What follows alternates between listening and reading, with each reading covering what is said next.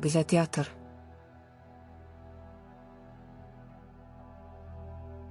Онд Рассел Кроу гол дүрийг бүтээж нийтийн хүртээл болгосон саундтрак нь сэтгэлд хоногших дэлгэцийн бүтээл бол Гладиатор юм.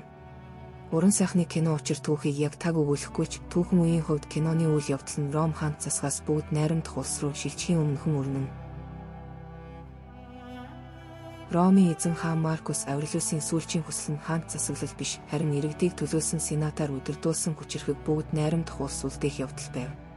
Тиймээс ч эзэн хаан өөрийнх нь үйл хэргийг хүүн биш, харин үнэнч цэргийн жанжин Сигонуудын удирдагч цэргүүдийнхээ дунд өндөр хүндэтгэл хүлээсэн Максимус үргэлжлүүлэн Ромыг удирдан зохион байгуулж авч явж чадна гэсэн итгэлтэй гэрээслэлээ түүнд хэлнэ. Харин олон жилийн турш дайн тулаан хийж Ромыг тэлэх үйлсэд агуу хувь нэмэр оруулсан Максимус гэр бүлдээ эргэн очиж энгийн сайхан амьдралаар аж түрэх хүсэл тээж байгаагаа илэрхийлнэ.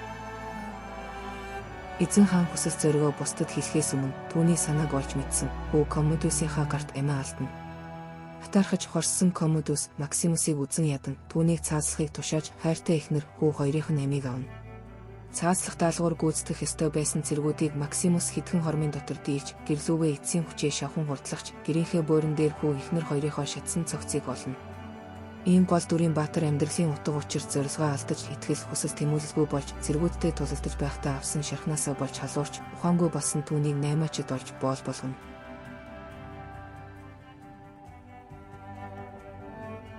Эзэн хаан өршөөл үзүүлж боолоос чөлөөлөгдсөний бэлгэдэл болгон өгдөгөөрөөс модон сэлмийн эзэн эр зориг авахал самбаа ухаан хүч чадлаараа ирэх чөлөөгөө олж авсан Проксимо сайн гладиаторын ирэлт Ромын нутгийн гадна хэсүүчлэн наймаачтаас үн хаялцсан боолуудыг худалдан авдаг ба нэг нь Максимус байв. Боолуудыг хоол хүнсээр хангаж бэлтгэл сургуульд хийлгэн өхлийн аюултай тулаанд бэлтэнэ. Проксимо хэдий хатуу ширүүн төрхтэйч өөрөө гладиатор байсан тул дайчдынхаа хүсэл эрмэлзлийг сайн ойлгоно. Гэвч гэр бүлээ алдсан амьдралын зорилгогүй болсон ер нь бүх зүйлд үл ойшоосон байдалтай Максимусыг байлдааны эрдмийг гаргууд сайн эзэмссэн ч хичээл зүтгэл гарахгүй байгааг харж түүнийг сайн гладиатор болгохын тулд яах ёстойг олж мэдхээр дуудаж уулзна. Ромын армийн цэргийн жанжин байсан Максимус тулаанд гарцаагүй шахалтаар орохч үзэгчдийг цусан дулаар нь дурлаж сэтгэл хөдлөлөө оргилд нь хүргэж тэр хэмжээгээр таашаал авч байгааг буруушааж хүн алах нь тийм сайхан зүйл биш гэсэн үзэл бодолтой байна.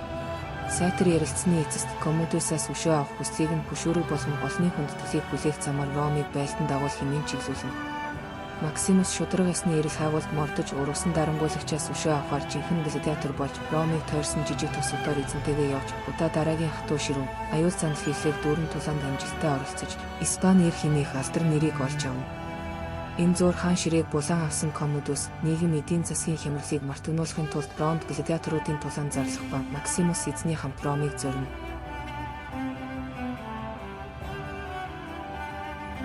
Максимусийн хувьд гладиаторын хөлс урамшуулалт тэр бүх хил эрх чөлөөж санааг нь огт чилээхгүй байсан ба үүний оронд Коммодусаас гэр бүлийнхээ өшөөг авах дарангуулагчийг унгааж жинхэнэ эзэн хаан Маркус Аврелиусын сүүлийн хүслийг гүйцэтгүүлэхэд анхаарлаа төвлөрүүлжээ.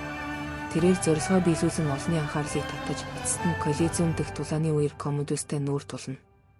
Максимус олон нийтийн хүндлэл бишрлийг хүлээсэн хүмүүс олноороо түүнийг дэмжиж байгаад айж балмагдсан Коммодус өөр хилэнгээ барьж дийлэхгүй. Харин энэ далмыг Люсилийн алдалгүй төрийн эргэлт хийхэд Максимусын алдар нэрийг ашиглахаар шийднэ. Тэрээр Коммодусыг түлхэн унгаж бүгд найрамдах улсыг сэргээхийн тулд Максимусын үнэнч легионуудыг ашиглахаар төлөвлөжээ.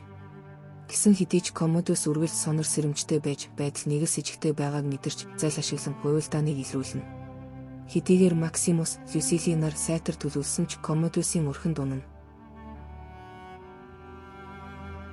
Бардамнал цөхрөлт зэрэг авцсан Коммодус олон түмэнд ноёрхлоо нотлохоор эцэст нь Максимустай тулалдахаар шийднэ. Гэхдээ ялалтаа баталгаажуулахын тулд тулааны өмнө Максимусыг нууцаар хутгална. Тэднийг Колизеумд тулалдахад цугларсан хүмүүс шуугилдаж нүд салгалгүй ажиглана. Коммодус өрсөлдөгчөө шархтуулсан тул ялна гэдэгтээ бүрэн итгэж ихэд басамжлагч Максимус үлдсэн хүч чадал гэр бүлийнхнийхээ нандин дурсамжаас хүч аван зоригтой тулалдан Коммодусыг зэвсэггүй болгож ялалт байгуулна. Эзэн хаан газар унахад олон түмэн Максимус хэмээн цуурайтуулан ухаална. Максимус Коммодуст өршөөлгүй хандаж шудраг ясыг тогтоож дарангуулагчийн цээжинд сэлэм зоож аимшигт хаанчлалыг дуусгана. Коммодус сүүлчийн амьсгаагаа авах эцсийн мөчөд Ромын хүндэтгэлийг алдсан гэдгийг ойлгож өөрийнх нь ялагдал зөвхөн бие махбодын бус харин ард түмний хувьд бэлгэдлийн шинж чанартай болохыг ухаарна. Энэ мөч ялалт мэт боловч бүхлийн шарх авсан Максимус газарт унана. Тэрээр хэвтэж байхдаа эхнэр хүү хоёр нь өөрийг нь хойд насандаа хүлээж байгаагаар төсөөлнө. Люсили түүний хажууд яран очиж бүгд найрамдах улсыг сэргээх хүслийг нь биелүүлэхээ амлана. Максимусийн үхэлд эми хоосон байсангүй, харин эсвэргээрээ Коммодусын үхэлд Максимусийн баатарлаг байдал нь эцэстээ улс төрийн өөрчлөлтийн хурцсуур болжээ. Максимусийн үйл шударгасны төлөөх золиосны бэлэг тэмдэг болж Ромд урд өмнө нь эрхэмлдэг байсан үнэт зүйл, эр зориг, нэр төрийг иргэн сануулж нэг захирагчийн хүслээс үл хамааран бүгд найрамдах улсыг улам бүр бэхжүүлжээ.